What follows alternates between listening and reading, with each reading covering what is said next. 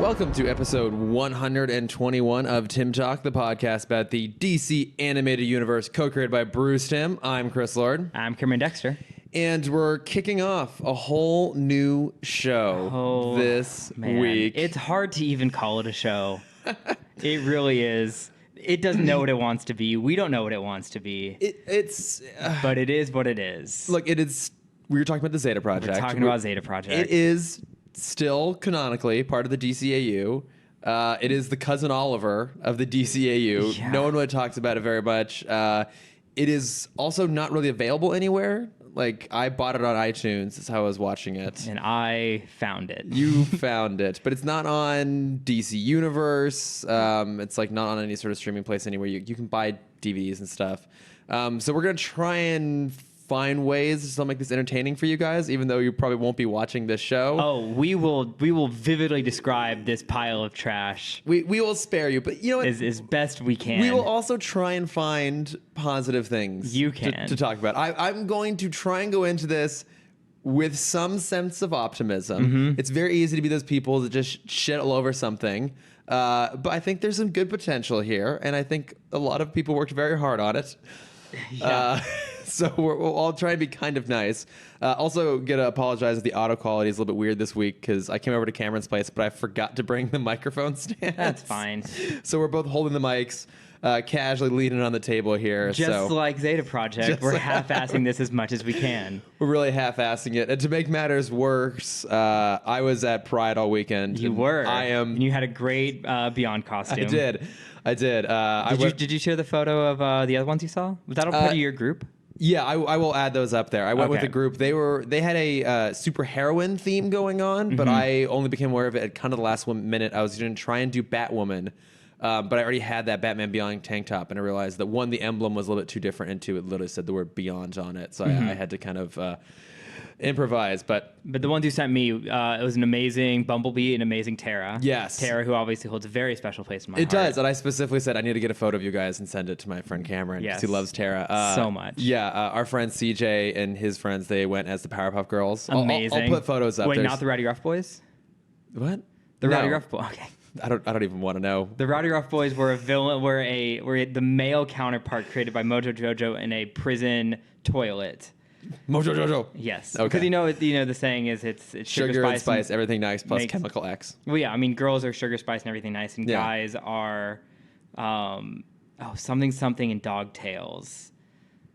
What's the ingredients? I don't remember. I'll let you look that up, figure it out. But no, that we had a whole group going with some pretty fantastic costumes. But I am still, to be perfectly honest, a little bit hungover, even Monday evening when we're recording this, and my throat is super dry. So That's fine. It's there's probably be a lot of hacking on my part throughout the episode. It's gonna be great. We're gonna go with it. But let's start things off with a little bit of news here. Yeah. I don't have a whole lot. We did get a possible director for the Black Adam movie that no one's asking for, except for Dwayne "The Rock" Johnson. So, yeah. And so it's the guy who is just finished directing, or I guess technically is still directing because it's in post, but Jungle Cruise with the aforementioned Dwayne "The Rock" Johnson. So the director is Jean Collet-Serra, who I looked up the rest of his stuff. I don't know if I've seen anything else, but I mean, look, they're gonna make it. Okay. Hang on. Snips and Stales and Puppy Dog Tails. There That's we what go. It is. Well, Yes. wait, snips. Snips and Snails. But what are snips? He cuts people's hair off. Oh, so just bits of random prison people hair? Yeah. And some snails? Yeah. I think the joke is they have escargot in prison. That's a pretty damn good joke, actually. Do I Yeah. want to know where he gets the puppy dog tails? I don't remember. I don't remember that part. I'm sure whatever it was Mm. horrifying. Yes, but he created the Rowdy Rough Boys. It's what is it? Butch. Come on, names. Butch, Boomer, and Brick. Brick, those are pretty fantastic. Yeah. No, they were all going as female What are they? heroes. Okay. So it's a more fun way to do it. Yeah. Like I said, I'll post the photos. I mean, Rowdy Rough Boys are for straight pride. Exactly. It's for the straight pride that happened in Boston, not the super gay Oh, pride. did it already happen? I thought it was in October. Oh, I thought it was supposed to be happening the same. Oh, I don't know. Sometimes I forget that Pride isn't the same weekend everywhere, which makes more sense. Did you see the flag? No. It's the rainbow flag, but they took all the color out, so it's just a grayscale. That's so dumb. It's so bad. That's just not even. It's not even good design. Yeah, I know. Oh, I know. Cameron knows a thing or two about this. Because he's going, obviously. Yeah, I got my You booked your tickets. You're heading out there to Straight Pride. I need to just prove to someone. Someone has to believe me. Someone please believe me. Yeah. I'm sorry, sir. You're not straight enough to walk in our Straight Pride. But no, so I just looked up the directing credits for this guy. I'm going to be honest. They're not great. Great. It's But basically... hey, neither were D&D.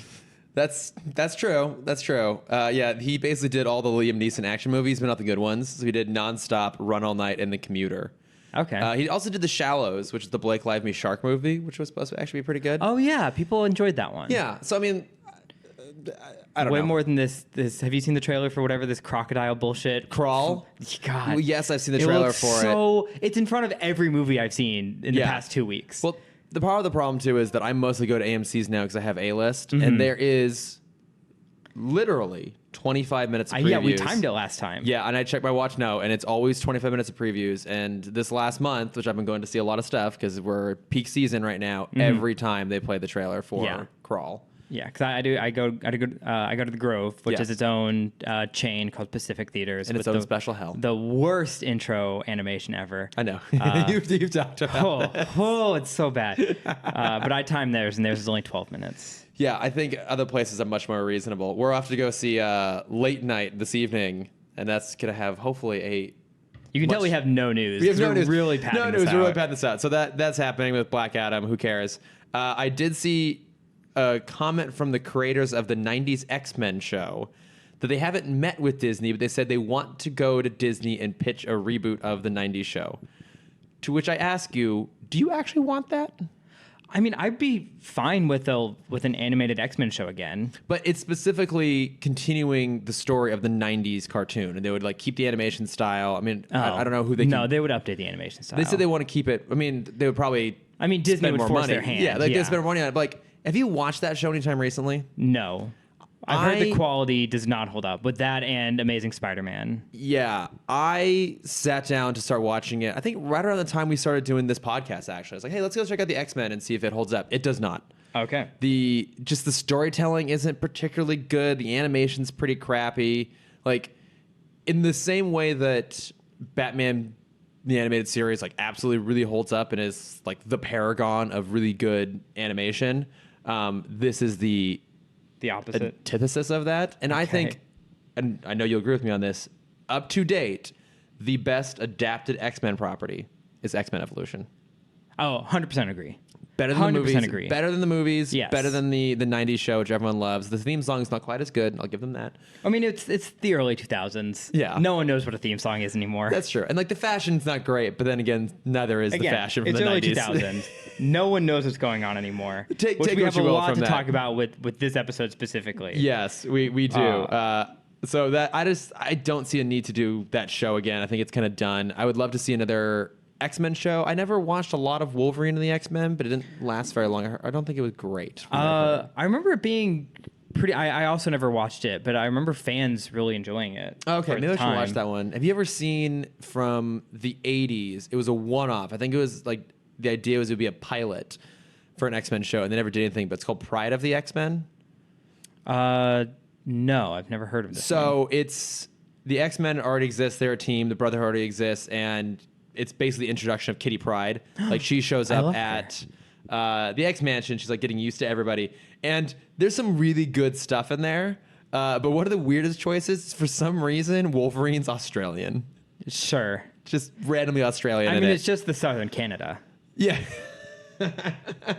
As everyone calls it. Canada South. Yes. But it does have Dazzler in it, which you do love her. I love her too. Oh boy, and she's I actually love a Dazzler. very prominent role in that one. Good, as she Dazzler. should. Yeah. So it's got some stuff there. But the only other bit of news I think worth mentioning is we should probably talk about the Swamp Thing cancellation. Yeah. Oh yeah. So.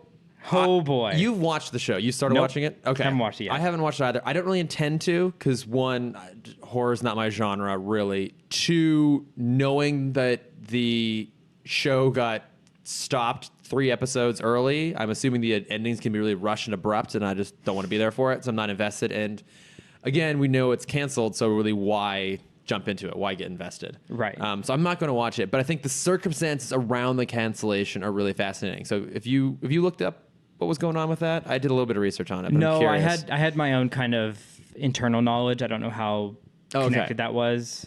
But no, what did you know? What did you see? So what I had heard was that basically there was a snafu on the part of the North Carolina Film Commission. The show was filmed in North Carolina that basically resulted in the show getting about half the tax refund back that they were expecting, which in doing so, like, essentially double the cost of the show. Like, Gotcha. I had heard they were rumored to be getting somewhere around like 30 to 40 million back, and it ended up being well below that. And so basically, like, they just couldn't afford to keep doing the show. That's why they stopped production. That's why they've already canceled it. That was the rumor floating around. Warner Brothers won't officially address it, and then the film commission itself has come back and basically said, like, no, the production company knew exactly the contract they were signing. They knew exactly how much they were going to get back, which was, like, I guess they got $5 million in rebates for shooting the pilot, and then an additional $12 million for a season. And so basically, what DC got was what they were supposed to get in terms of the rebate. But that is still kind of a weird reason. I can see why that would stop production potentially. And they would be forced to kind of wrap things up a little bit earlier, which, let's be honest, is maybe not the worst thing. Yeah, usually these shows stretch out a little too long. Even though I loved Doom Patrol, it felt a little bit long. But that, even if that's their reason for shutting down the shoot, it doesn't really explain why they cancel it and why they would announce the cancellation right before the show starts. It's basically just like, why would anyone bother watching it now? Yeah. So at least that's what I've heard. Like, what are your thoughts on the cancellation? Like, does it matter to you? Do you think this spells doom for everything, as so many people like to say? No, I don't think. I mean, it can't spell any more doom than it already has caused. Because what else can you do besides cancellation? Well, what's happening is now people are spreading rumors on a whole bunch of chat forums and stuff like that I think on DC Universe itself, that this is a sign that the platform is going to get shut down. And DC has responded to that, like, through their whatever company manages the site, and like, no, it's not getting shut down. Don't worry. We're also going to go through and start removing. Our GoDaddy account is for a year long. It's fine. We're locked in. Yeah, and then they're going to go through it. Oh, it's already happening. You're fine. Yeah. Drink some of that sweet water. They're going to go through and start deleting some of the posts that are like spreading those sort of rumors. But I mean, I don't think it's the end of DC Universe. Yeah, and we had a brief conversation about this throughout the week. I think DC will do another big push during Comic-Con this year. Another big Comic-Con push this year. Yeah, I know. It's like we're operating without pop filters or stands, so we're improvising here. God damn it. You're fine. Don't worry about it. You can edit these out. I know. But I shouldn't. I should leave them in here just so people can understand the suffering that I'm going through. Yeah, so I think we're going to have a big push for Comic-Con this year, or they're going to have a big push. Yeah. Try and get as many new viewers as they can. I'm sure they're going to have another big announcement of next year's lineup. Oh, yeah. Because, Stargirl has people really interested. Oh, yeah, that's true. Stargirl's on there. We saw the animated Harley series, yeah. which, we'll see what happens. Yeah, it could be entertaining. But also, WB or Warner Brothers already has another streaming service in the works, because it's them, Turner, and HBO have all teamed up to try and rival Disney Plus. Yeah, exactly. So, I think what we'll see is that this will eventually get absorbed into the Warner streaming platform. Either absorbed, or this will be in the same way people think Hulu will be the kind of foundation and they're just going to build around it. I think they could do. Cause I mean, it's a decently set up platform. It's got everything you need. Actually, yeah, I've been really happy with it. So I mean, yeah, you already have this infrastructure. Just take it and use it. Just use it. Yeah. No, it's going to save a lot of time and a lot of money for whatever Warner Brothers' streaming service is going to be. Yeah. No, I mean, I wanted to stick around, and I want them to be making good content. Like from what I've heard, Swamp Thing is really good so far. It's I've really heard the highly first rated. episode's great. It's not really intriguing me enough. Do you think we're going to get? Do you think this is going to be the next Firefly? No. Okay. I don't think anything will ever be Firefly again. Mm-hmm. Like that was just this total lightning in a bottle moment. But it also took years to hit that status of that cult following. Yeah. I think it's harder to do that sort of cult following now because media has gotten so niche, and it's available in so many places now. It's when Firefly was on, you really only just still had the major networks, and so whatever they decided to do with it, you were at their whim. Yeah. Whereas now, Netflix, if Firefly were on now and got canceled, Netflix would just pick it up, do 2 seasons more so they can get the new subscribers and then cancel it. That's true. Like they did with Lucifer. Mm-hmm. So do you think anyone would pick up Swamp Thing? I don't think so, just given the fact that it ended up on DC Universe to begin with. Like, that's not implying that's like the bottom of the barrel, but like, you look at the bottom half of the barrel. Well, I mean, but this would be like the catch-all place. Yeah. Right? Yeah, I mean, obviously some of their content is, premium in regards to like Young Justice. But like, I mean, Young Justice couldn't land anywhere, so they ended up doing it here. So I think this has become the place where the really niche DC stuff has a home. Yeah, they're going to give it to Crackle. That's the bottom Wait, didn't of the barrel. Crackle die? I don't know. I'm pretty sure Crackle's I've now heard defunct. Crackle's dead. I heard Crackle died like 3 times. Then I walked through the airport once, and like the entire tunnel was just covered in Crackle ads. And I'm like, this died 2 years ago. I'm pretty sure Crackle's dead at this point. What was the other one? Oh, it doesn't matter. Like whatever show, like Hidden America was on some network, like comedy network too, and that's now defunct. What was the one that Joseph Gordon-Levitt was the host of for a while? Yeah. Yeah, because my former employer owned them. Okay. Yeah. Those Pivot, and then there was the like 18. It was T-Mobile's like plus 99. Yeah, I don't know. They had one interesting show concept. What was it?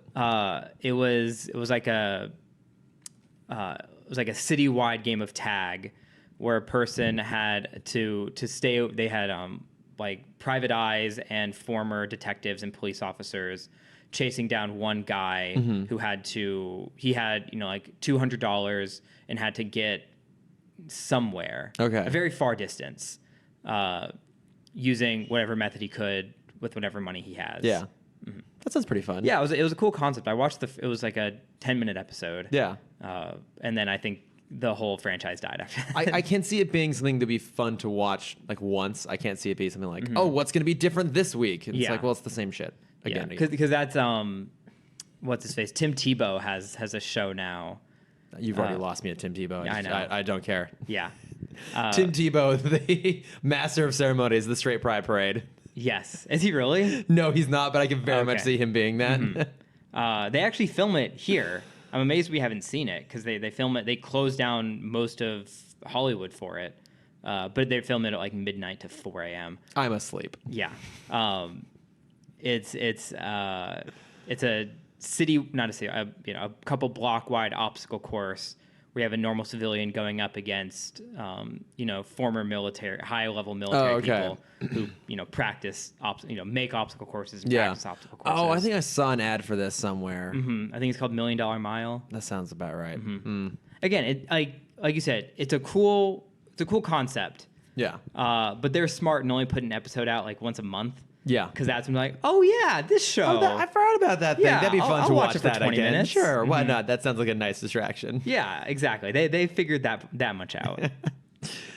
Well, speaking of things that have potential, but have yet to be figured out. And maybe a little bit of space in between them would be beneficial. Let's get started talking about the Zeta Project here. Oh boy. And we're also gonna do. Literally in my notes, I wrote, "Oh boy." Oh boy. And then also at the end we'll do a slightly more lengthy review of Dark Phoenix. We both went and saw it. It's not worth doing a whole episode on, but we'll dedicate most of Bat Plugs to that. So stick around, or as I think most of you do at this point, jump forward and just listen to that. Yes. Okay, but so Zeta, the Accomplice, Episode 1. Episode 1, The Accomplice. So to a little bit of background context, we met Zeta in an episode of Batman Beyond. He looked completely different. I think the new design worked better, yes. but also this show is definitely animated on a much lower budget. Oh my God, yes. Significantly so than Batman Beyond. But his whole thing is that he is an infiltration robot. So he can basically project a hologram around himself and take the place of someone. And in his original programming, that person would be murdered first, and then he would take over. But apparently he came across a person he was supposed to kill and replace, and that person was innocent. And that made him decide that he never wanted to kill again because he's a robot with the heart of gold. Well, it changed his mental image of it, because if one person is innocent, that means all of them could potentially be innocent. Right, yeah. Which, again, cool concept. It is a cool concept. It's the idea of a binary mind being forced to acknowledge a non-binary situation. Yes. Which is cool. It's building a gray area. Yeah, and he as a character, I think, is interesting. That is a really cool concept. I think the problem, of course, being this is a kids show, and this, I think, of everything we've seen so far, is the most targeted at kids. Oh my God. They put like a PBS bullshit joke at the end of their episodes. We'll get to that. Oh my God. We'll get to that. Chris. I know. It's very I don't think I can do this for 13 episodes. Look, it's very, very silly. Again, we're going to do our best to try and stay positive the whole thing. I think no matter what, I would have rather seen the version of this show where he was off doing those kind of missions. Like that Zeta or that Batman Beyond episode is fairly decent. Mm-hmm. There's some elements that don't work great, but it's a cool concept, and it's an interesting idea to see the aftermath of it. That might be an interesting idea for, say, a movie. I feel like you need a little bit of runtime to establish that lifestyle of him going around lifestyle as a robot, but going and killing people and infiltrating them, and then changing his programming and having to be on the run. I can see that working as a movie, an animated feature maybe, or even just an actual full-on feature film could be a cool idea. I don't think there's enough legs for a whole TV show. I mean, I'd much rather watch this series, because it's the same story from, what was his name? Not Hardak, but Robot Batman. Oh, from Heart of Steel. Yeah, Hardak. Oh, okay. Okay. Yeah, Hardak was the name. Yeah. Well, so okay, so Hardak was the name of the huge artificial intelligence from from the episode's called Hardak, right? Because his Silicon Soul is the Batman replica. That's what I'm thinking released. of. Then. Yes. Yes, sorry, that's what I'm thinking of. Yes, who is a robot. He's a robot, but he thinks he's Batman. We spend the first 5 minutes of that episode with him as Batman. Yeah. I think I'd much rather watch that series than this one. But that's me being a little biased. I am being very negative about this right now. More than I should be, and I apologize. No, it's fine. You are entitled to your opinion, and they're not wrong. So, I mean, it's an interesting idea for a character. What they basically set up over the course of the show is he is trying to convince the NSA, and specifically this Agent Bennett, who is leading this team, that he has turned a corner and that he doesn't want to hurt people anymore. Yeah.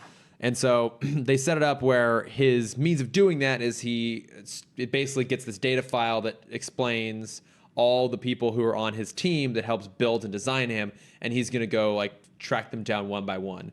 So, I mean, I feel like every kids show at this time was using that general formula. This the same general structure as Jackie Chan Adventures, or I think the Mummy. Oh, don't you even dare compare the show to Jackie Chan Adventures. It's the same idea, right? In Jackie Chan Adventures, the pilot episode establishes basically what the arc is, the story is that season. They have to go and track down all these different talisman. We get a sense of who the hero team is, the villain team is. We meet all of the recurring characters.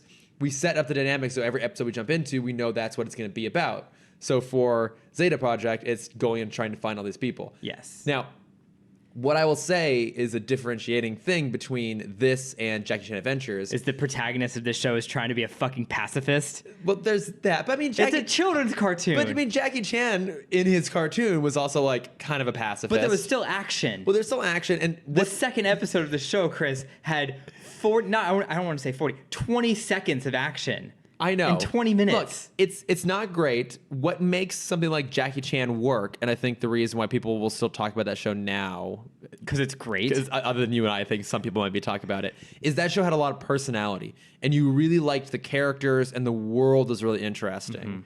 And it had action. Toro Fuerte, He's right? the strongest. Yeah, he's the strongest. I know. Like, it had some really, really fun stuff in it. It felt distinct and unique. And I think this show's greatest sin is that it's just a little bit generic. And I think we're only aware of how generic it is because BTOS was so good. New Batman Adventures is so good. Some episodes of Superman and Batman Beyond were really good. But let's talk about this point for one more second. This is a children's cartoon, an action show, where the hero is doing his best to not fight. Yeah, it doesn't... Going out of his way to run from every situation and not confront anything in his way. Look, it doesn't help the story. Yes. No, because you're right. Like, it muddles the drama of the whole thing when he's going out of his way exactly to, like, be a pacifist. It's... The motivations of character work actively against the necessary structure of the show, right? Because you get shows built around that idea of the hero kind of constantly going on a journey and like helping people along the way. Like was the structure for the Incredible Hulk, the show back in the day, the Bill Bixby version. Was that he didn't really have a home to go to, so he would just go from town to town and he would basically come across something he had to go and help with, you know. And this time it's internet cafe to internet cafe. Yes, exactly. I mean, this is one of my favorite things about this is that it is from the year 2000. And it consists, I mean, with Batman Beyond, they knew they were in the future. Yeah. With this one, I feel like they forget a lot of the time that this is supposed to be the future. I think, too, with Batman Beyond, that was aimed at a broader audience in terms of age. And so I think you don't have to go for, if you will, the lowest common denominator on some of this sort of stuff, right? It's like they could, I mean, there's a lot of really dated technology in Batman Beyond, but I think they were aware of the fact they had an older audience watching too, who would be a little bit more kind of judgmental by these sort of things. And I think they were deliberately writing to have kind of longevity to it. The same way that BTOS, you know, it's like weird because they drive old-fashioned cars, they have black and white TVs, it has this sort of sense of timelessness to it. Whereas this, you're writing for kids, so you have to present kids with things they're familiar with. You know, like payphones. So payphones, yeah. So I do want to... How do we make it futuristic? Make it a video payphone. Make it a video phone. Problem solved. That's one of the things I do want to do with this show because we recognize that not everyone is going to be watching this or has seen it or can watch it. We'll try and talk more about, I think, the world, which can be interesting, and maybe like what some of the future tech is and does it hold up and stuff like that. But let's at least talk about the characters. Okay. Let's this episode, let's just set the template for everyone so they know what they get going forward. We have 4 named characters in the show. Yes. So we've already kind of talked about Zeta. Good concept. Again, good performance from Dietrich Bader. Great voice actor. As good as he can. Yeah. I mean, he is stuck to because... he's a robot, and the show even is challenged in how they like hurt him. Because if you have a human protagonist, that person can get injured, they can be weakened, right? Like humans, we can kind of push ourselves beyond our physical capabilities. We can't do that with robots. Yes, I know there's that fantastic episode of Teen Titans where Cyborg has this. I was exactly bring that up. I know now. It's called Only Human. I know how to intercept these things now. And mention them before you get a chance to go along. You see the glue in my eye. I can see the cogs moving. So, but in this case, he is not part human. He's purely robotic. So even in the first episode, he gets shot, and he's able to keep going, but they have to portray him as being like injured. And you can't really injure a robot. You can limit its capacity in some cases, but just like shooting it in the quote unquote gut won't do that. Like it would have made more sense if, say, you know, all of a sudden some of his limbs aren't operating properly. Like if it severed a connection point or something like that, then you would understand why he'd be weak. But the idea of like, oh, I'm injured now, I need help, doesn't really work when it's a robot. And I think that's hard to perform because you have to be robotic, you have to give it humanity, but also you're being forced to kind of have impossible performance aspects. What they could do in a sense of that is if they shot his like battery supply or his power source. Exactly. And then he has to, instead of being injured, he has to kind of lower his output. Right. To make sure he can get out of the situation. Yeah, and I think that would make it work better. And, the great thing about how they structure this is they pair him with this other character, Ro, who I actually like Ro, mostly because within one of her first few scenes, she just kind of calls out all the bullshit on it. It's like, wait a minute. So you're a robot that's programmed to kill, and your solution to your problem is to call the people who know that and tell them that you're not going to kill anymore? Why would they ever believe you? Because that was my thought. Even the very opening sequence is him in a bus station making a video phone call to the guy who's trying to capture him. Like, where's the logic in that? So I like that she pointed that out. Mm-hmm. And she could point out the same things, like, wait, you're a robot. How can you be weak? He's like, oh, it damaged my power core or something like that. But I mean, but even they play it, again, the show does have good ideas. Yeah. Because Bennett, who is the agent, the head of the NSA, knows that he kind of understands that he is good. And he just doesn't want that. He wants a weapon. And so the first episode is all about him attaching this device to reprogram him to his original design. Yeah. But later do we find out the device is absolutely bullshit, doesn't do anything. Zeta can just knock it off himself and run away. Yeah, again, it's high stakes tension, folks. You want to know how to write? Watch Zeta Project. Like it's not written flawlessly. I was ready for like a great two-parter where dear God. Where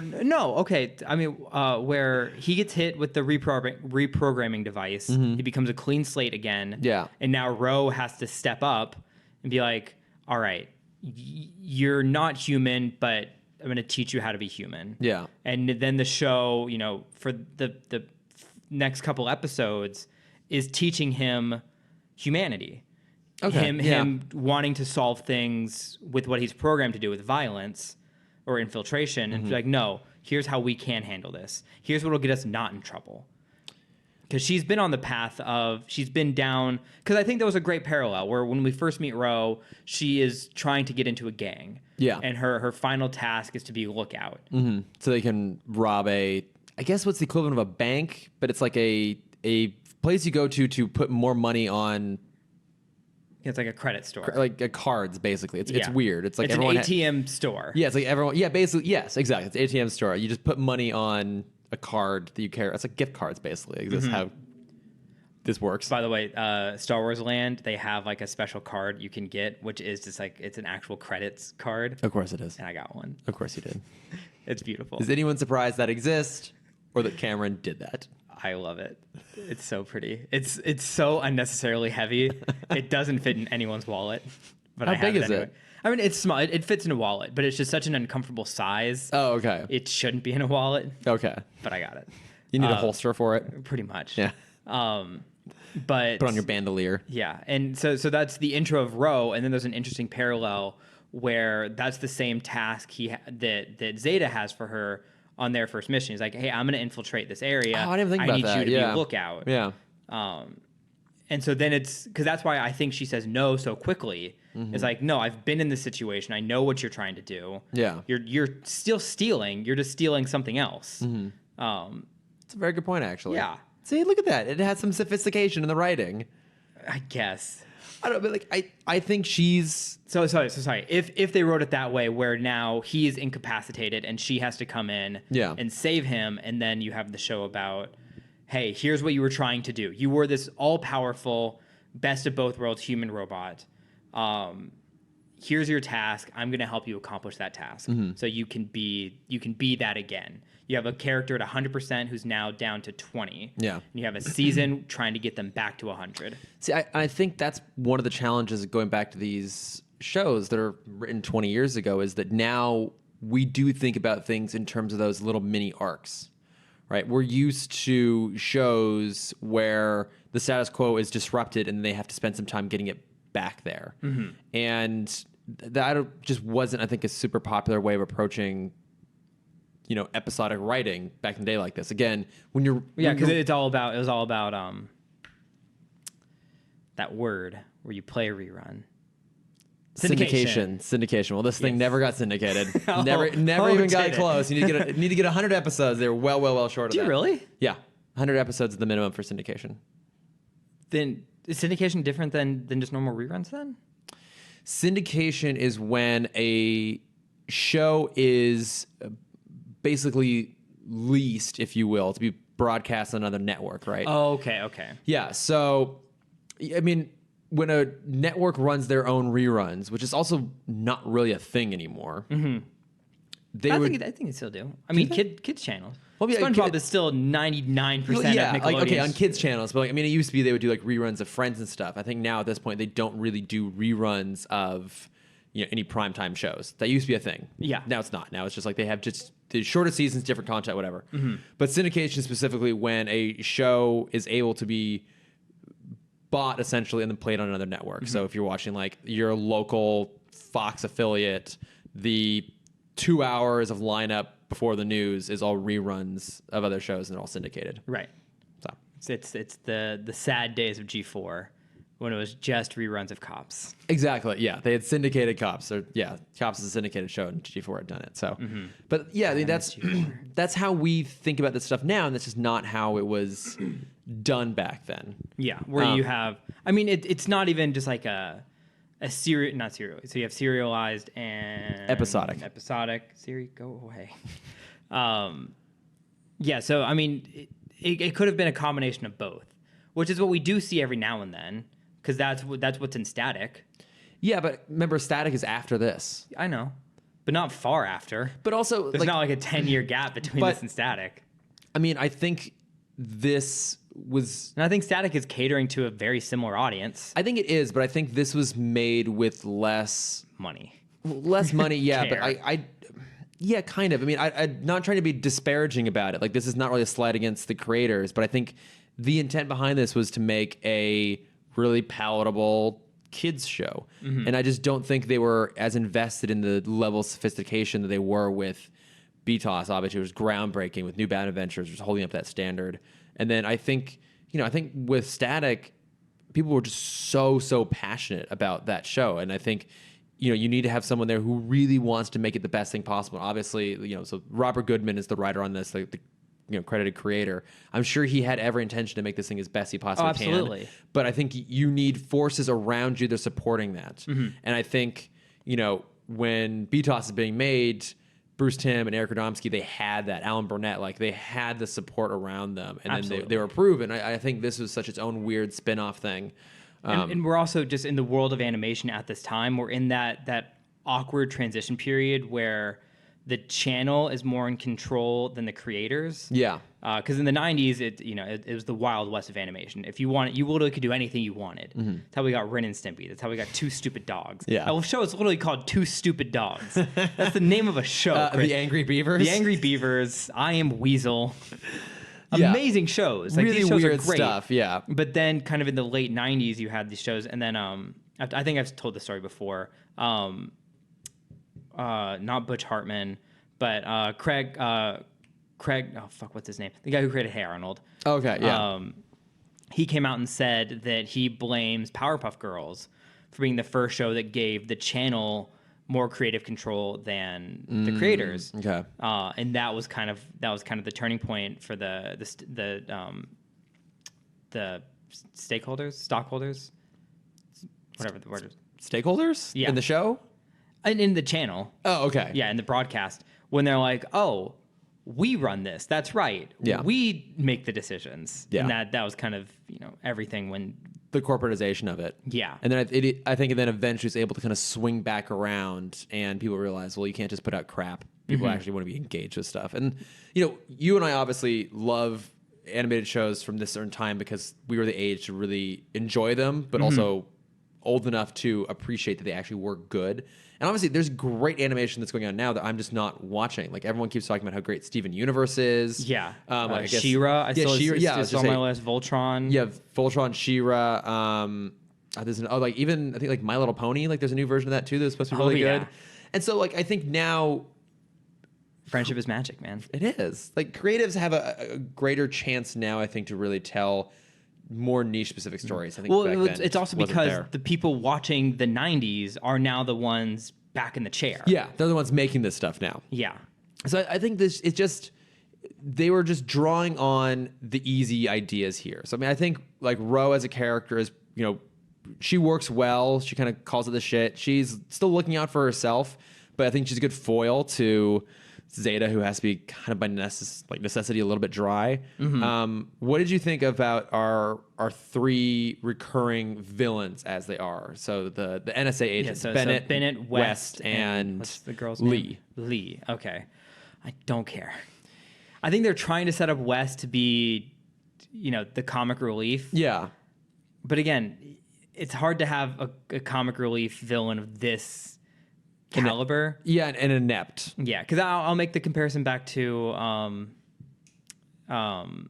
Jackie Chan, where you had 3 comic relief villains. Yeah. And then you kind of had, and then every now and then they'd bring in the one muscle. You had Toru, and then you had I can't remember the 3 guys. I don't remember the 3 guys, but it was the redheaded guy who'd always say his attacks out loud first. Oh yeah, that's right. Well, and I think that's a personality trait. Like that's a quirk. That's something weird and different, and interesting. I think West is just hapless and bumbling. Yeah. But also in Jackie Chan, they started as competent villains. Yeah. And it's as Jackie kind of understood the world, because Jackie's coming into this new world. These 3 already existed there. And so they had the advantage of knowledge and power. And so Jackie, once he understood the game they were playing, then they became bumbling because he was on the same level as them at one point. He could actually keep up with them, basically. Yeah. And so that's when they're bumbling, but they still achieve the things they have to do. Yeah. And then the other comparison I'd make is Xiaolin Showdown, which I don't think you ever watched. No, but I remember it. Okay. Jack Spicer is the same way. He is a bumbling idiot, but he's still capable of doing great things. Yeah. Well, and again, it all really does boil down to really excellent writing. That's where the characters really emerge, is really excellent writing. And I think here, Dr. Draken. Draken, yeah, exactly. I mean, the Kim Possible is one of the best rogue scholars. We've talked about that at length. Yes. No need to revisit it now. But I think with Wes, he's just the comic relief. Yeah. And with Agent Lee, she gets one line where she establishes oh well, maybe Zeta's telling the truth. Then she's dismissed for it. It's we have the idea that okay, well, Bennett's the hard ass. He's gonna stick the line. Wes is the bumbling foil, and then Lee's the one who maybe has a heart. And so we'll probably see at some point maybe Lee will She's like go. the Montoya of the group. Yeah, she'll let them go or something like that. And again, worth acknowledging that really great performers here. You got Kurtwood Smith, who most people would know as the dad from That 70s Show. He also played the villain in the original RoboCop movie. Yeah, it's Red. Oh, yeah, that's awesome. Yeah, and he does a lot of voice actor work too. And then of course we have Michael Rosenbaum doing Agent West. And let's say that if there is one great thing, now hang on, let me finish. Yeah, I'm ready. If there's one great thing that came out of this show, treat this as Michael Rosenbaum's audition to play the Flash. Okay. Right? Because the Flash is... Even West looks like the West could be an offspring. That's true, yeah. He's got the red hair. They look like they could be similar. His last name is West. It could be Wally's holy kid. Shit, you're right. Yeah, it could be... Oh my God, he is a... If this is a fan theory out there, if this is headcanon, please someone tell us. Maddie. It's deep undercover. Is this a thing? Yeah, it's deep undercover Wally West Jr. Yeah, actually, I feel like maybe that was a fan theory they even covered at some point. I'll have to ask him. But yeah, I mean, he is playing a similar role here. So this is his audition for being able to do that with the Flash and be much better. And then, of course, Lauren Tom, who is amazing. So she plays Dana in Batman Beyond. She plays Amy in Futurama. She's, again, an incredible voice actor. Yeah. One of the classics. And I think they're all trying to do their best here. They're kind of limited with what they got. But so that's our cast of characters. So basically every episode is the 3 agents tracking down Zeta and Ro, and them going to some new town looking for one of the designers to help clear Zeta's name.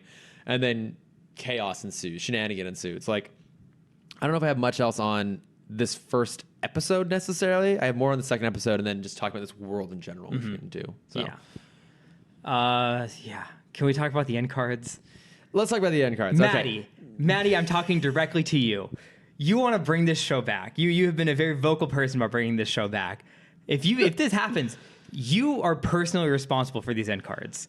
These PBS bullshit jokes. Stuff we got at the end of Arthur. Stuff we got at the end of Cyberspace.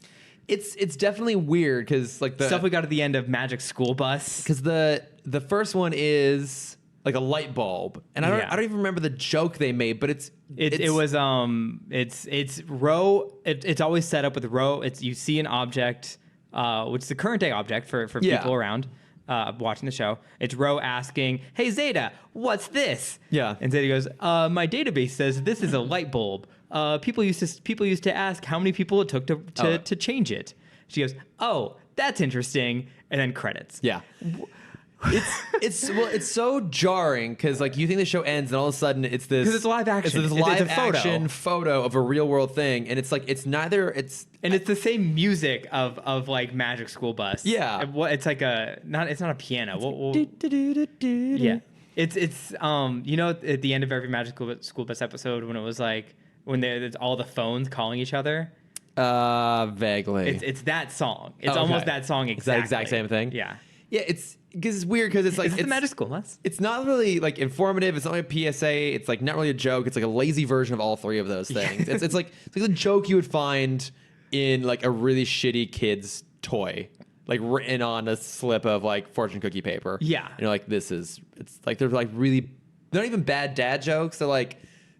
Like they're acknowledging that dad jokes were once made about this item, but we're not actually going to make one. It's a Hallmark card that hasn't been killed once, but 3 times. But so many times. Yes. Okay. Yeah. So it's definitely weird and jarring, and it doesn't help for us too that we have to watch 2 of these back to back. I think if you have space in between, it's a little bit better.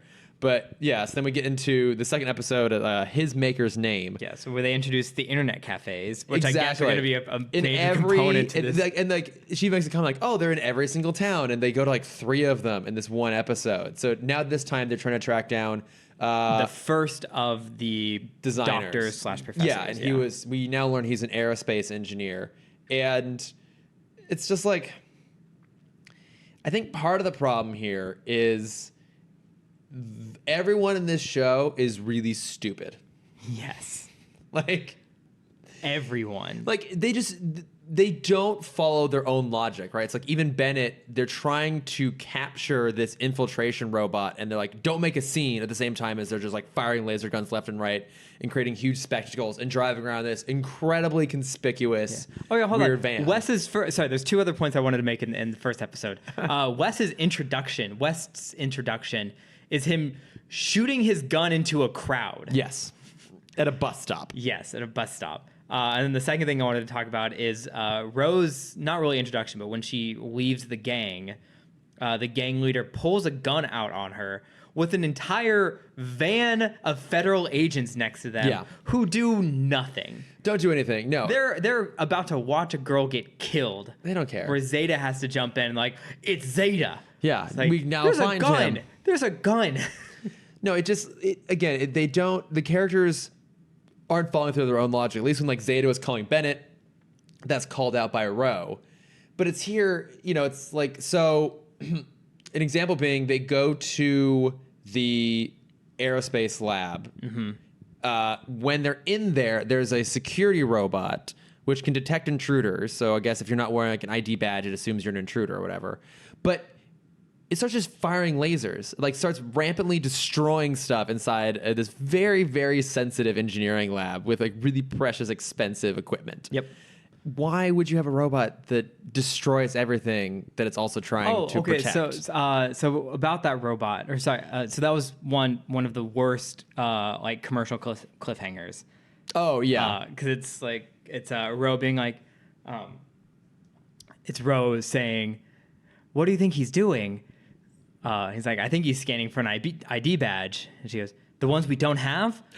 And then that's the commercial break. And that's the commercial break. Are you fucking kidding me? But then Ro has to convince Zeta, like, "Hey, you have to destroy it." Yeah, I know it goes against your now moral compass, even though it's a non-sentient object.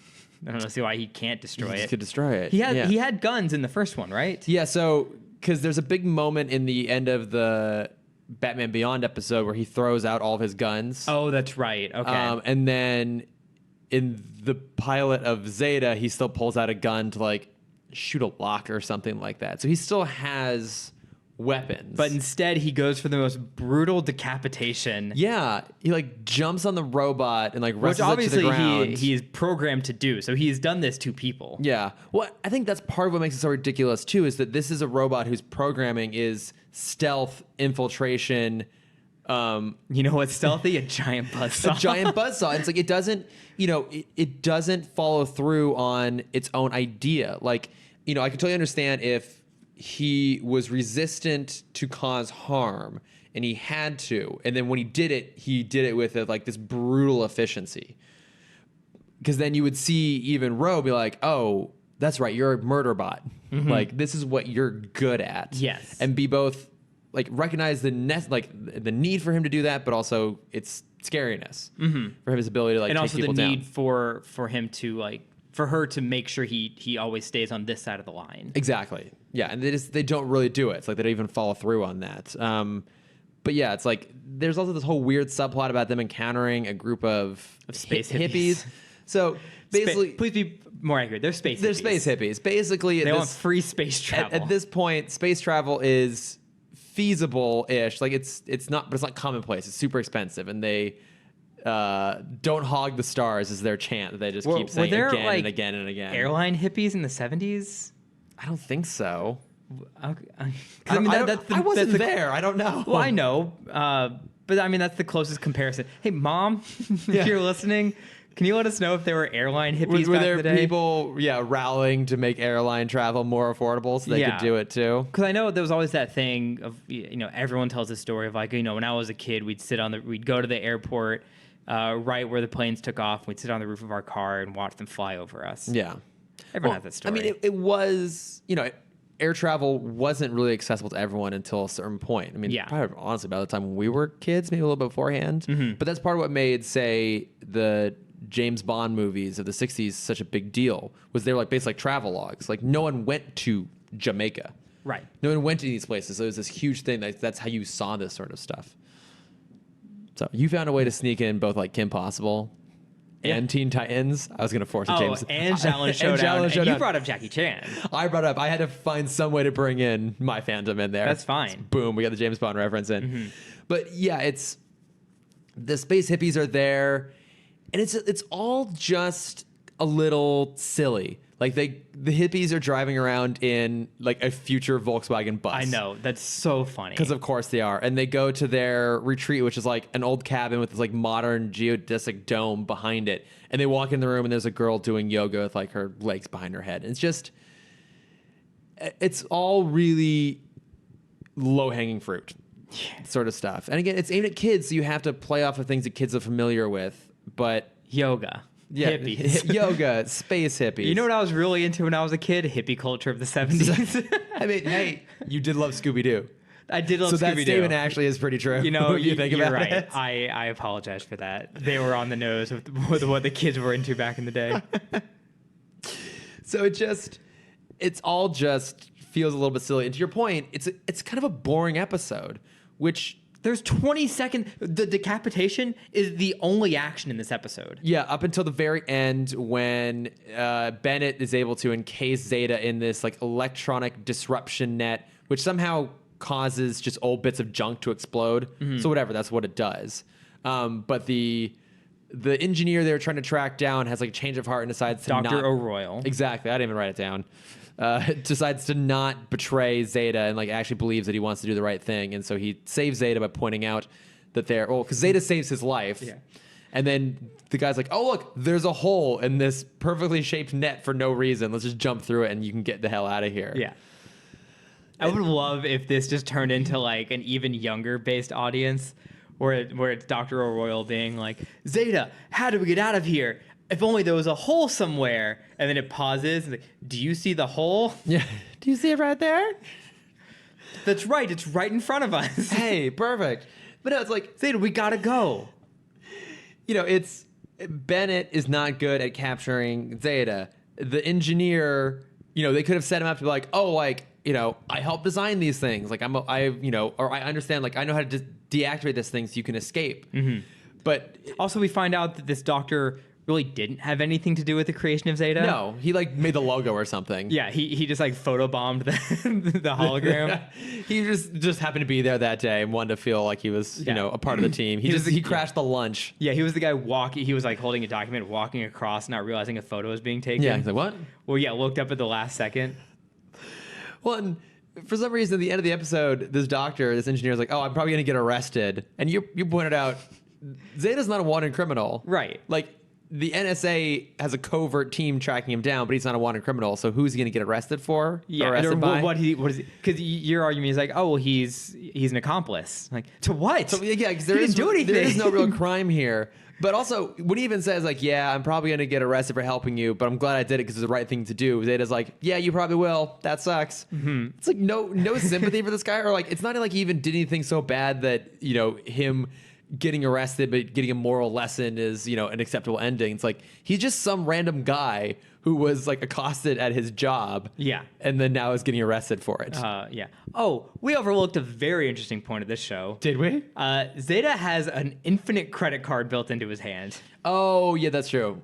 Yeah. Where's he getting that money from? I don't know. You would think it would be drawn from an NSA account. Mm-hmm. Because one would assume that you can't just generate fake currency. But Zeta can. In the future, it's a little bit bizarre. Yeah. But it comes from his saw blades. Yes. Mm-hmm. I mean, at least Zeta could have been like, hey, yeah, you're going to get in trouble now because you helped me. Here's infinite credits. Yeah. Take you and your family, go somewhere else. Good. Go somewhere safe. Continue being a good scientist. Yeah, continue to do something right for the world. So. Yeah. No, it doesn't really make a whole lot of sense. None of the show really does. And then it was a pen was the end of this one, right? It was the random object at the end. Oh God, yeah. Hey Zeta, what's this supposed to be? Oh well, back in the day they said it was a pin. They used to say it was stronger than a sword. It's like, but a sword's so much bigger. It's like, yep. Oh yeah, you're right. Yep, that's true. And that's it. That's it. I know. That. Oh my gosh. Look, it's kind of dumb.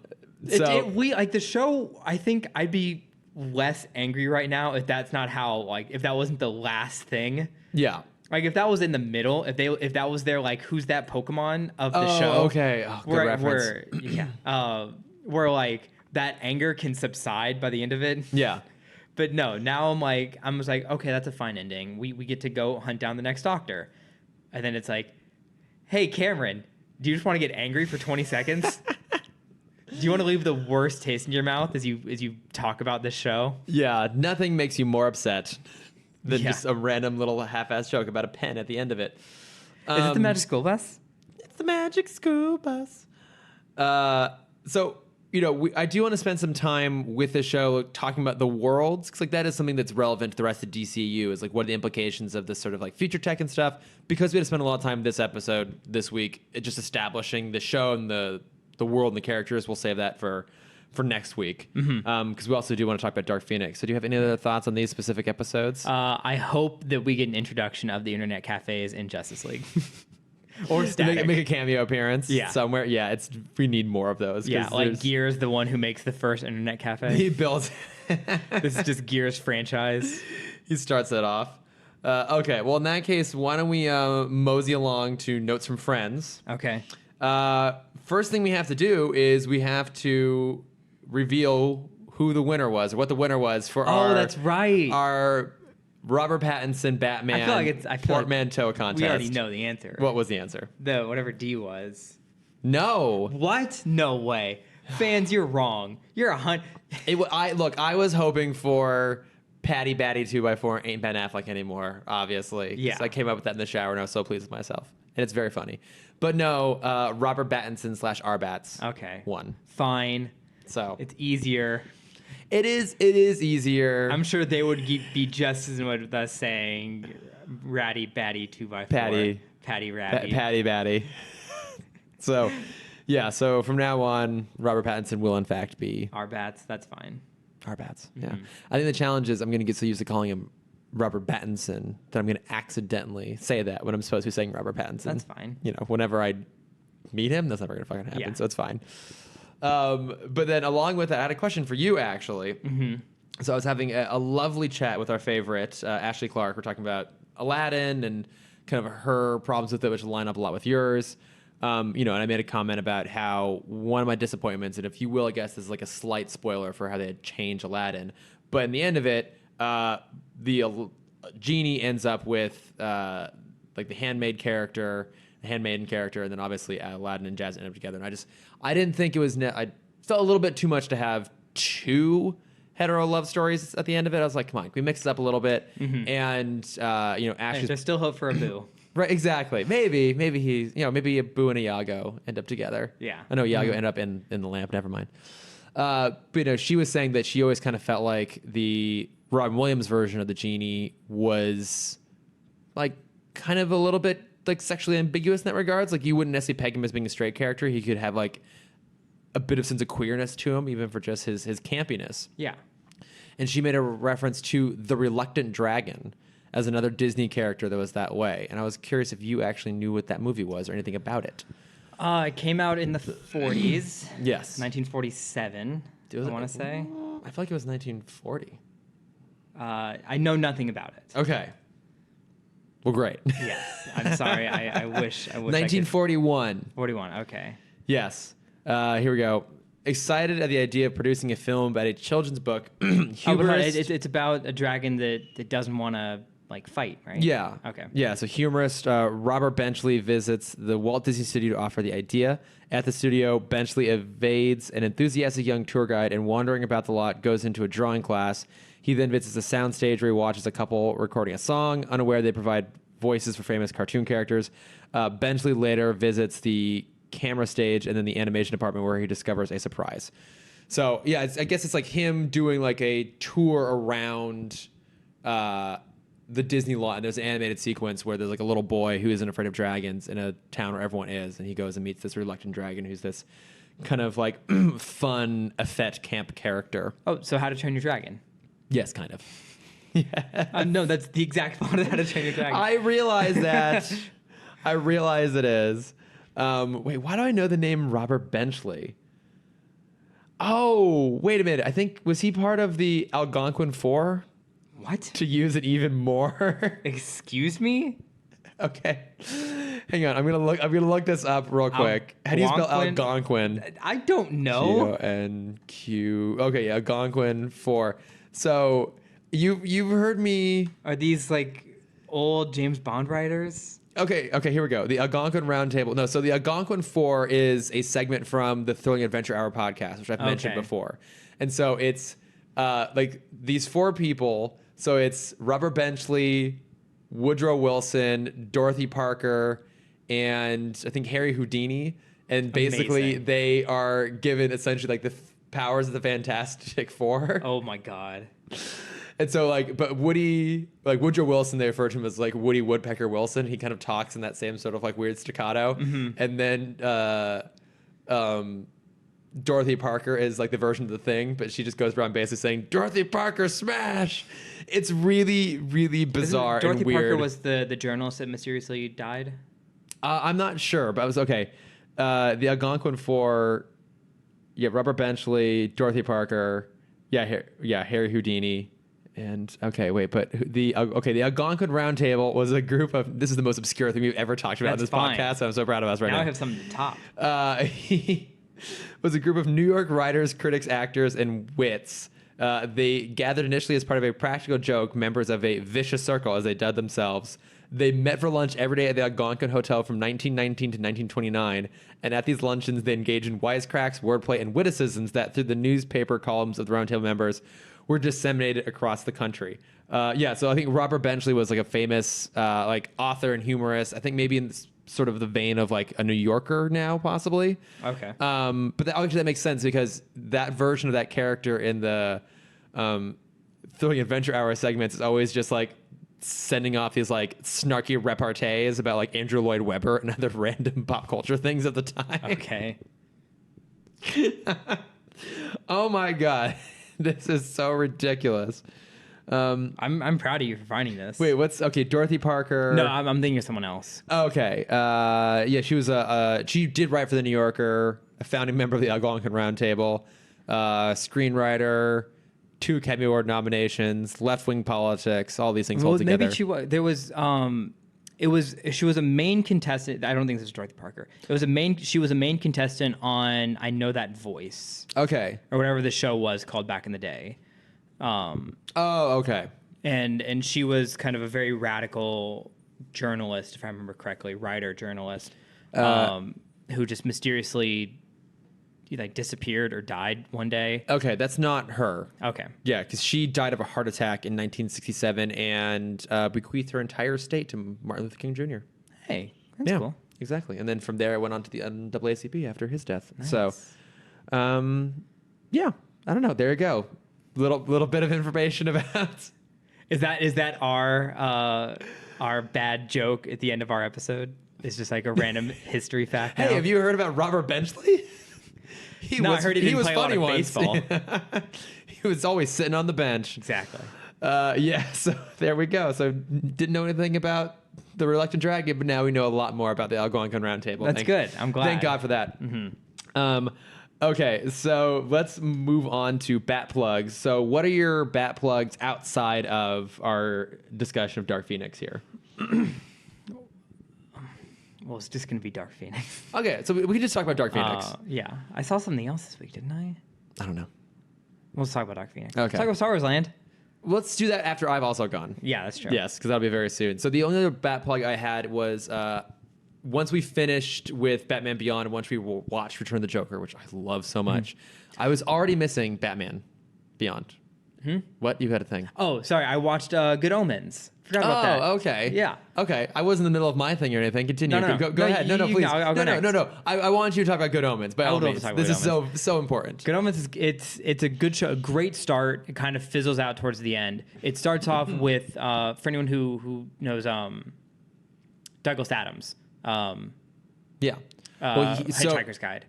Oh wait, sorry. Continue. The writing of Hitchhiker's Guide and that very very witty, whimsical, world-ending stories. Yeah. Well, so the book it's based on was written by Neil Gaiman and Terry Pratchett. Yes.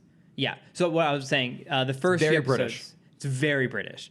The first few episodes feel a lot like a Douglas Adams story. Okay. Did they put out the whole season in one go? Yeah, it's only 6 episodes. Oh, okay. Yeah, it's a very good, nice, compact story. And I love the parts where it feels like Hitchhiker's Guide. But it does kind of lose that charm and wit as it goes by. But the 2 main leads are just wonderful, Michael Sheen and David Tennant. Yes. The Doctor. The Doctor himself. Yeah, because I've read the book. And I like the book, but I didn't love it. But I do want to check out the adaptation. Because it's basically, there's Satan's baby is on Earth, right? Yeah, the Antichrist. The first episode is the Antichrist is born, and it's David Tennant plays the demon. It's his responsibility to raise him evil, and then Michael Sheen plays an angel, and both of which have been on Earth since its creation, since Adam and Eve. Yeah. And is one of them Castiel or? Where's that name coming from? I feel like there's a pretty famous demon from the Bible that's popped up in all kinds of... His name is Crowley. Crowley, that's what I'm thinking of. Is Castiel? Maybe that's Supernatural. It doesn't fucking matter. Yeah, that's the third guy in Supernatural. Yeah. Okay. Yeah, so it's the 2 of them who are obviously supposed to hate each other because they're an angel and demon. Yeah. But since they've been immortal beings for 6,000 years, they become secret friends. It's fantastic. And so they're trying, and they know when the Antichrist comes of age, it'll be the end of the world, and neither of them are ready because they're kind of living a cushy life. Yeah, they don't want that. So they're both kind of going out of their way to not break the rules of their world. The angel doing evil and the demon doing good, but they're trying to figure out ways to stop the apocalypse in whatever way they can. It's pretty fantastic. So is it it's a multi-season show or is it a limited series? It seems like they set it up for another season. Okay. Very loosely. Okay. It could end and be, no one would really care. But if it kept going, they left it open. Okay, because they've been talking about the show for a while. When all the marketing was going on for it, for some reason I thought the first season already happened. Okay. I was obviously mistaken, but I'm glad it's good. I wanted it to be good. Yeah. So, worth checking out. I would say so. Okay. I think the worst part about it is they have the fire effects. Not great. Not great. Yeah. I mean, budget has to go somewhere. Yeah. It's mostly going to what I think is a fantastic looking wig on David Tennant. Oh, and his eyes. So he has demon eyes. Oh, So, that's right. Yeah. And his fantastic collection of sunglasses then, I'm sure. Yes. Okay, well. That's my plug. Sorry, I forgot about that. Sorry to cut you off. How dare you? Well, what I was going to say is I started reading the Batman Beyond comics because they're up on DC Universe. Because Yes, that's everything's up there. And so I read the initial 6-episode miniseries that the first 2 are retelling the pilot. And then, there's kind of subsequent adventures like Etrigan and Ink and stuff. And then there was another 24-issue run that just had other adventures along the way too. And most of it's written by Hilary J. Bader, who's one of the best writers from all these shows. I mean, it's pretty solid. I think the best issue in the whole thing is one that Maddie had actually referenced to us before, and it's called Fearful Symmetry. So that's Batman Beyond number 13. And that's the one where we learned that Barbara Gordon still has basically panic attacks every few years as a result of the fear toxin from Over the Edge. Mm-hmm. And it sticks with her, and so she goes into these panic fits. Okay, that's interesting. Yeah, so it's a really good story. I really wish they had adapted it for the show or done it on the show. A lot of the comics are okay, I can see why this is being done in a comic. There's one where Terry and his friends decide to go camping, and Howie leads them the wrong way, and they accidentally end up on the Stalker's private island game reserve, where he has a whole bunch of animals that have been spliced with reptile DNA. So it's a hippopotasaurus and stuff like that. And this is super dumb. I can see why this wasn't an episode. But that one issue is really good. They did it in Kim Possible. That's true. And it worked just fine. Well, yeah, with DNA Amy. That's right. But, the best one villain there ever was. Just pretty solid. But it's a good issue, and actually there's some stuff in that Maddie draws on because he just did a new Vanishing Point video. I referenced it last week, but now it's actually up. Basically explaining what happened around the death of the Joker and what the timelines are and what are the implications of it. It's really good. His videos are always really funny too. Mm-hmm. But yeah, so if you enjoyed our talk about Return of the Joker last week, or you want to check out those comics, go check it out on DC Universe. And go watch Maddie's video. So please go get a DC Universe subscription. So yes, keep it going. It's really great. I've been really enjoying reading the comics. I will admit the app crashes a lot if you're reading on an iPad. Okay, could be my iPad. I don't know, but beyond that, it's still really solid. So. Okay, so let's talk about Dark Phoenix. Let's do it. Yeah. Give ourselves a few minutes here to talk about that. Mm-hmm. I only had 3 or 4 big complaints. Okay. First one at the very beginning. I'm just going to go straight into spoilers for a second. Yeah, we're going full spoilers here. For whatever you can spoil in this movie. Yeah. So weirdly enough, you made a point last week saying you wanted an X-Men. If they were going to do Dark Phoenix right, they have to already be established as heroes. Yeah. And I don't remember the other part. That was a But big they did that here. That was one of my things. The first 20 minutes of this movie I really enjoyed. Mm-hmm. Because it was the same intro as Fantastic Four. Yeah, but it's better than that. It is much better than that. So my big complaint number 1 revolves around Quicksilver, the fastest man on Earth. Yeah. Not Quicksilver. Revolves around Nightcrawler, the instant being the keyword, instant teleportation person. They have 30 seconds to get one person out of a doomed spaceship. Yeah. It takes him 45 seconds. When he can see the person, he sees him when he first hops in. Yeah. What is he doing? Okay, it's instant. Okay. Instant teleportation. Okay, let's try not to get too granular. I know. I said I only have a few of these, and this is one that just really, really bugged me. Okay. Because it shouldn't they're how long have they been in there? They were in there for 5 seconds. It's been 20 seconds. What are they doing? Okay. So sorry. That was my first big. My second thing is towards the end we're getting one of our last fight sequences. Mm-hmm. So it's when it's Jean fighting Jessica Chastain, who doesn't have a name. I don't think she did. No. Jessica Chastain, who's now also kind of half Phoenix. Yeah. So Jean Grey picks up the 2 trains off the track and gently puts them down in a field while destroying everything. And so what I really want in some superhero fight, some point in the future, is I want them to actively try to minimize collateral damage. Like that's a point of their fight is their weekend because they have to stop collateral damage.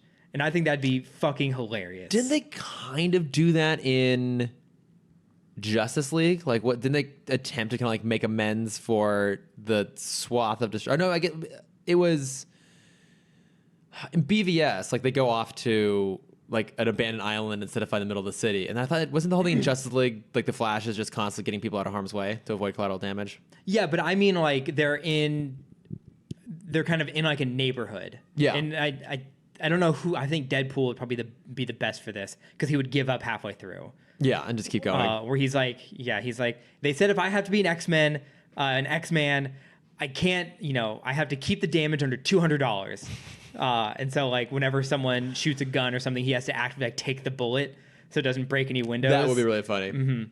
And that's, from that scene, because they have so much space in this field, and she drops the two trains right on like the it's a power station basically. Next to a couple like power lines. Yeah, and there's no consequence from that either. No, but I'm just like, you have so much power. Yeah, I know. Why are you breaking these things? Because she was mad. At this point. She's so mad. No, at this point she was fine. She was normal. She was normal Jean Grey. She's kind of mad. So that's my second thing is I want a fight scene with no collateral damage. I like that. I would love to see that. Third, it's the same ending as Dark Knight Returns. I think Alfred was the same restaurant. Or Dark Knight Rises. Yeah. I think Alfred's definitely the same restaurant. Same cafe in Paris. Yeah. As is Charles and Magneto.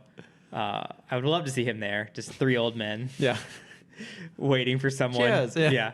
The collection of the best accents on the planet at one table. And then my last point is fucking Dazzler is in this movie. Amazing. Yeah. I wish she got a bigger part. Yeah, and her powers are even done in a weird way because she's like singing and there's like stuff dance, like there's like sparkles and stuff dancing around her, but it's not like she's actively turning the sound into energy, which is like her whole thing. Yeah. But I don't care. It's fucking Dazzler. It's Dazzler. And she had like the full on like 70s look and the eye makeup, even though it's 1992 for no reason whatsoever. If they were to make her a prominent character in an X-Men film in the future or a Marvel film in the future, who would you want to play her as of now? Billy Lord. Oh, that's a much better answer than I was thinking. Yeah, I mean, just mostly from... I mean, she's great in everything, but mostly from Booksmart. Can I plug it for a third week in a row? Can we plug Booksmart one more time? I was going to, actually. I'd like to plug Booksmart one more time, please. It's that good. It's so good. You should really go see it. All my friends are finally starting to come over to this side. Yeah, it's amazing. And like, wow, okay, I apologize for not seeing it when you said it. Yeah. Wait, who would your casting though be? I would, I think Haley Steinfeld. Okay. Or if they want a more snarky, I mean, she's already so perfect for Squirrel Girl, but I think Anna Kendrick would be pretty interesting. Oh, yeah. I think that'd be a fun one, too. Mm-hmm. I'm just trying to find actresses that also can sing. Yes, kind of a critical part of... I don't know if Billy Lord can sing or not. I mean, she can do whatever she wants. That's true. She can do it. I don't care. I don't care if she doesn't have a great voice. I'd still love to see her try. Gigi! I think that'd be even funnier. Yeah, if she can't sing. Yeah. Yeah. But okay, like... So those are my very nitpicky points. Do you have things you liked about it? Cool. They brought back the X-Wing is under the basketball court. Yes. Always love that. Okay. I'm glad you found one thing you liked about it. Look, because I will say they shoehorned in Shadowcat at the very end. That's true. Always a big fan of Kitty Pryde. Always love seeing her played by yet another actress. Yes. Look, like I said, I really enjoyed the first 20 minutes of that movie. Because it did what I wanted to be. Like we still to this point had not yet had a fully formed X-Men team where they're heroes, they're going on missions. Yes. And so and I did like Charles's point of view because he gets in a fight with Raven at the beginning, and she's like, "All you care about is yourself." And he's like, "Yeah, because it's self-preservation. Like if we do one thing wrong, we lose everything." Yeah, which comes into play a lot in the plot. And so I really like the stuff they're setting up initially. Like I like their costumes, like the design of the ship. I love that he gets on the phone with the president. All right, we're going to go save NASA. I like Raven being the leader of the team. That doesn't really work based on the comics, but whatever, this is how they've gone down this path in the movie. I thought that worked. I liked she understood the assets of all their characters and like the user powers well. I love they had that random like Cyclops channeling room at the bottom of the exit fire. Like it's silly, but also it's so funny. It kind of makes sense. It's like she knows how to utilize everyone's power. It's like, okay, like Cyclops, you take out the engine so the thing will stop spinning, even though it would keep spinning in space. Doesn't matter. Okay, Nightcrawler, teleport over there, Quicksilver, grab everybody, Storm, use your powers to like seal the ship. I'm not sure if that would work or not. I don't but think it would. But everyone has their role and it all works nicely. And Charles' whole thing does make sense where, he's worked so hard. Like he's worked harder than anyone to make mutants accepted. So for them and they finally are. They're an action figure. They're action figures. And like I really love that that moment when they come back off that mission and they're down on the ground and like the astronauts get out and then the X-Men get out and they're all heroes. Like the little girl has like a Mystique action figure. And like that's kind of weird and silly, but at the same time, it just goes to show the level of cultural saturation. And even as an acknowledgement from where Raven started back in First Class to now, like a person who felt they had to hide themselves all the time is now, an action figure. They're kids with blue face paint on because they want to be like the X-Men. Yeah. So I liked all that sort of stuff. I did like even Jean when she gets, first in contact with the Phoenix. I really wanted it to be like full on Phoenix-y, which they teased in the like trailer, like the early like promos and trailers. They just completely undid it. They also already had a Phoenix set up in Apocalypse. So I just rewatched that scene when we were like getting set up here. Cause I'm like, isn't that happened? And like, it's weird. Did they forget? Well, it's like, look, you're never gonna hear me say I want another Bryan Singer film. Let's be done with Bryan Singer. But he seemed to have a version of the Phoenix twice that he would tease that already existed in some capacity inside of Jean. And both times it went on to different creatives and went a completely different path. And like this movie makes a lot of the same mistakes that The Last Stand did in that regards. I wanted full on like Flamebird Phoenix-y, which they only do like the very end in a really lazy way. But so that being said, I like the beginning. I like what they're setting up with Charles. I like that he's a dick. Yeah. Oh yeah. Because in the comics, he will do the wrong thing for the greater good. And that in a lot of ways, Magneto is more of a hero in this, and Xavier is more of a villain. And I actually kind of wish they'd just done that and not included this whole weird non-Skrull alien race thing that didn't really have anything to do. Yeah, with felt anything very else. weird. Like they felt like they had to add in a villain to make some conflict there. But like Charles really was the villain through a lot of this. I liked they went down that path. I like that he does have an ego too. Because that's also what I brought up last week. Is I wanted a reason for Jean to kind of lose control. Yeah, and it's we find out that Charles didn't just put up the psychic barriers, but messed with her memory. Yeah, lied to her about her father being dead. Yeah. Which didn't so really... that does create that distrust. Yeah, so they set that up really well. So like there was some stuff initially that I liked. I actually thought towards the end some of the action sequences weren't great, but I thought they showcased the powers really well, which I think is something that the other movies haven't really done. Like weirdly enough, this was kind of the closest we've gotten yet to a Brotherhood versus X-Men fight actually happening when they're in New York. It's like everyone kind of got paired off. They're just like throwing powers at each other. They're kind of like trying to help at the same time. I thought Cyclops is really well utilized. Like for the first time, Cyclops actually got to do some action. And they did that one great shot where he shoots off a mirror. Yeah, to hit the other telepath. Yeah, exactly. It's like there was some good action stuff in there, but the problem is the bulk of this movie is super, super boring. Like after that 20-minute sequence, we spent some time establishing that Jean's all fucked up with the Phoenix. She kills Raven, which we knew was going to happen from the goddamn trailer. Yep. And then nothing happens for a really, really long time.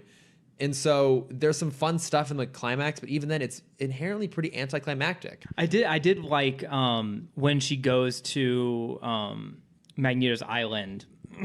To Genosha? Yeah.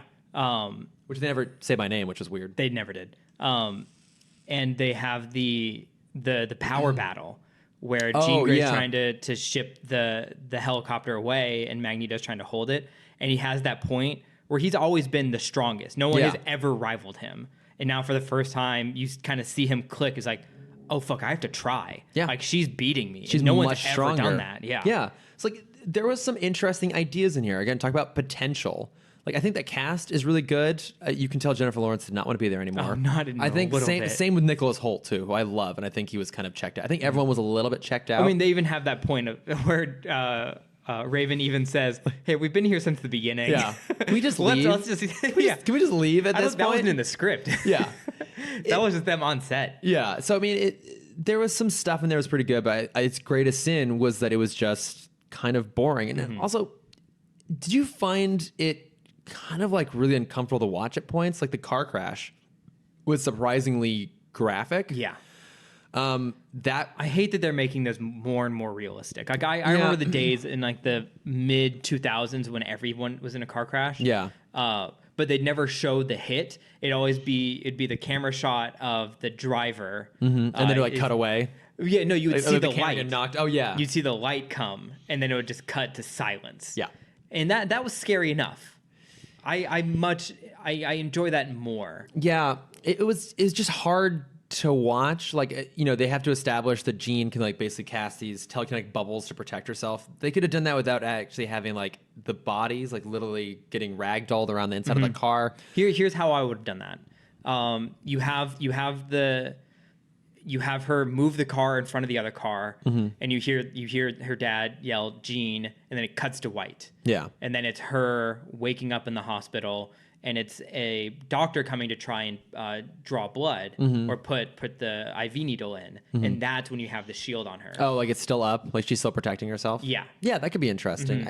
They just didn't have to have it be so kind of graphic. It sounds like it's an old person complaint, but it was hard to watch. No, it is very hard to watch. Another moment was when Jean forces Professor X to walk up the flight of stairs. Oh God, I hated that. It was really, again, very uncomfortable. It's like, you watch, it's like, something about this just seems a little bit distasteful. I don't know what it is. Like, I don't know. It just was really uncomfortable. And then, really intense on the gun violence. Yeah. At the end too, it's like basically their only way to take out the whatever those weird alien things were was just like to shoot them a whole bunch. Like they're tough enough to withstand kind of normal bullets, but if you hit them with like a 50 cal, it'll take them out. Yeah. I was like, can we not be more sophisticated at this point than just having a bunch of just generic henchmen getting shot a whole bunch? I don't know. To me that just didn't really quite work. I have one more tiny, not really a nitpick, it's more of a question. So they all are on the power killer collars. Yeah. Oh, that was the other thing that was making me really uncomfortable was when like they would put the inhibitor collars on and then like just drag them across the ground. I was like, it seemed too real and it was done in a little bit too flippant of a way. Yeah. But anyways. So my question with this is everyone gets the collar put on them. Yeah. And you see Raven get the collar. No, Raven's already dead. You see Beast put the collar on and he turns back to Nicholas Hoult. Yeah. But Nightcrawler stays blue. So does that mean that's how he was? That's not part of his power. He's born. Yes. Okay. So, because if you remember in First Class, Beast tries to use Raven's abilities to minimize his own mutation on his feet. And in doing so, he creates the blue thing. They've somehow addressed it later on where now he can like turn it off and on command. Yeah, sure. Which is a little bit weird. But I guess technically that's him actively using his powers when he goes blue. Right. Whereas Nightcrawler is born blue.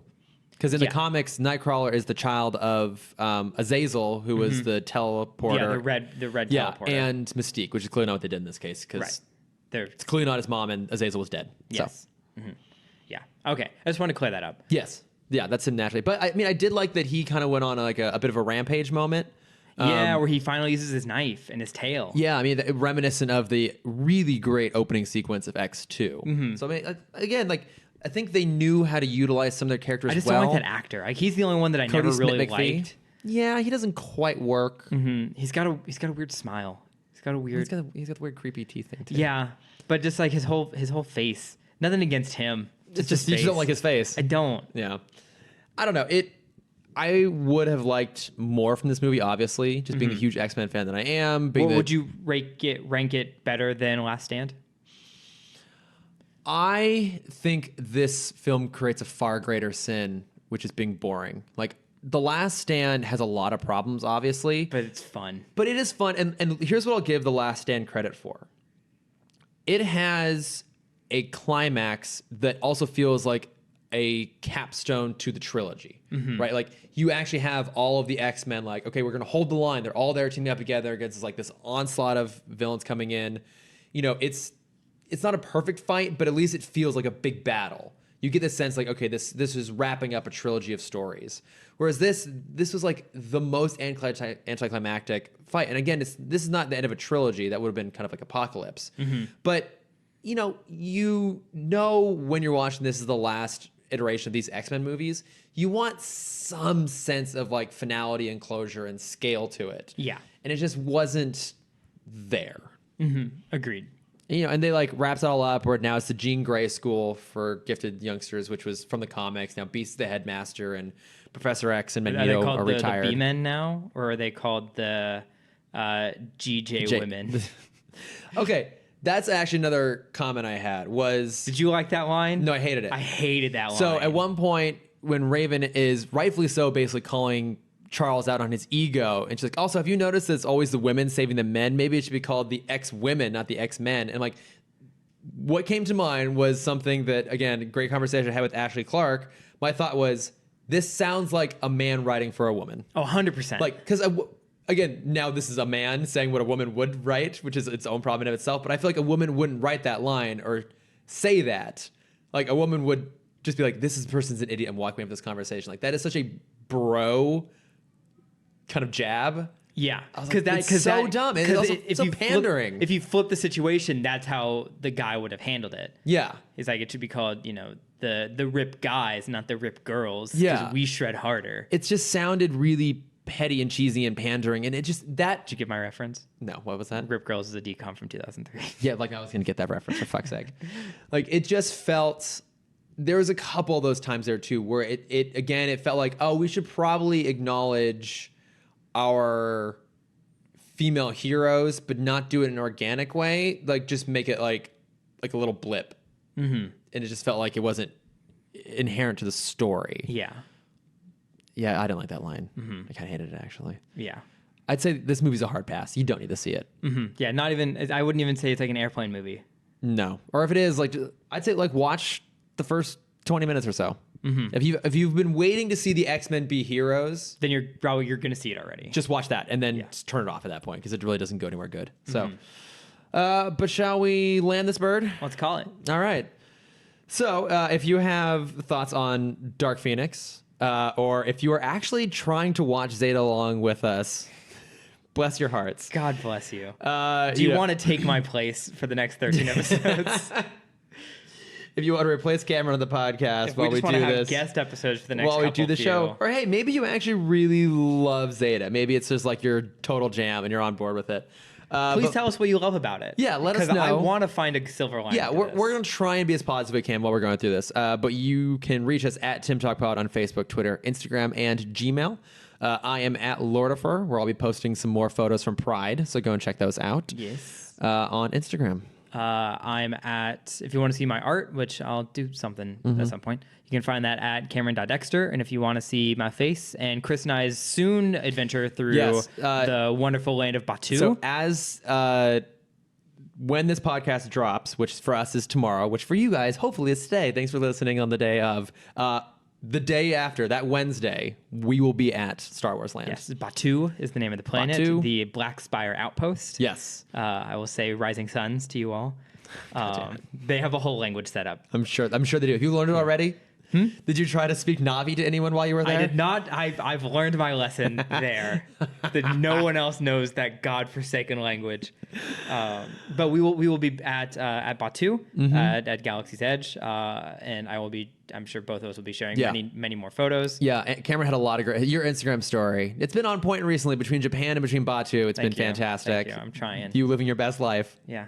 So yeah, if you want to see me at Batu, just check Cameron's Instagram because I'm not going to be posting anything. I'll post some stuff to Timm Talk. Yeah, we'll post it up there. The Timm Talk boys hit Batu. But thank you for listening, everybody. Yes. Talk to you next week. Bye-bye now. Bye.